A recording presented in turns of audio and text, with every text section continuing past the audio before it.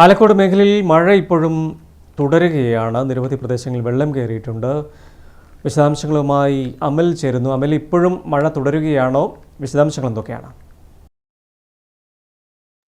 ഷിനിത്ത്, ഇപ്പോഴും ഇടവിട്ടിടവിട്ട മഴ പെയ്തുകൊണ്ടിരിക്കുകയാണ്. മഴയ്ക്ക് പൂർണ്ണമായി ശമനമുണ്ടായി എന്ന് പറയാൻ സാധിക്കുന്ന സ്ഥിതിയിൽ എത്തിയില്ലെങ്കിൽ പോലും കഴിഞ്ഞ ദിവസത്തെ അപേക്ഷിച്ച് നോക്കുമ്പോൾ താരതമ്യേന കുറവാണ്. പലയിടങ്ങളിലും ഇപ്പോഴും വെള്ളക്കെട്ടുകളുണ്ട്.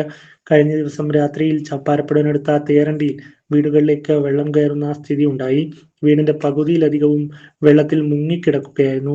വീട്ടുകാരൊക്കെ അതിനുള്ളിൽ കുടുങ്ങിയിട്ടുണ്ടായിരുന്നു. അങ്ങനെ നാട്ടുകാർ ചേർന്നാണ് ഇവരെയൊക്കെ പുറത്തെത്തിക്കുന്നതും പിന്നീട് സുരക്ഷിത സ്ഥാനങ്ങളിലേക്ക് മാറ്റുന്നതും. പുലർച്ചെ വരെയും ഈ സ്ഥിതി തുടർന്നു.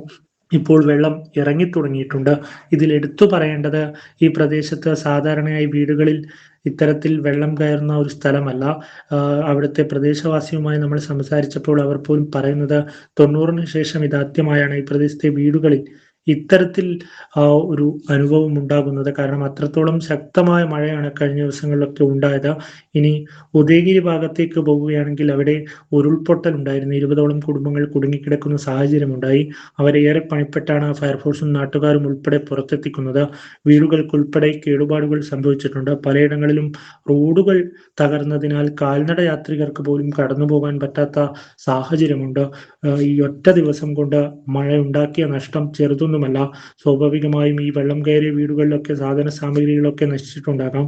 അത് എടുത്തു മാറ്റാൻ പോലും പറ്റുന്ന ഒരു സാഹചര്യമല്ലായിരുന്നു. അത്തരത്തിലായിരുന്നു വെള്ളം കുത്തിയൊലിച്ചു വന്നത്. ഈ മുൻ വർഷങ്ങളിലൊക്കെ ഉരുൾപൊട്ടിയ ഒരു സ്ഥലമായിരുന്നു ഈ ആലക്കോടിനടുത്ത കാപ്പിമലയൊക്കെ. അവിടെ സുരക്ഷ മുന്നിൽ കണ്ട് ആ പ്രദേശവാസികളെ തൊട്ടടുത്ത സ്കൂളുകളിലേക്കൊക്കെ മാറ്റിയിരുന്നു. ഈ പലയിടത്തും വൈദ്യുതി ബന്ധം താറുമാറായിട്ടാണുള്ളത്. വ്യാപകമായ കൃഷിനാശവും ഉണ്ടായിട്ടുണ്ട്. ഞാൻ നേരത്തെ സൂചിപ്പിച്ചതുപോലെ പലരും ഇപ്പോഴും സ്കൂളുകളിലൊക്കെ തുറന്ന ദുരിതാശ്വാസ ക്യാമ്പുകളിൽ കഴിയുകയാണ്.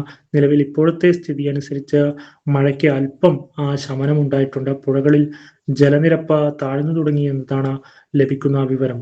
ഷിനിത്ത്.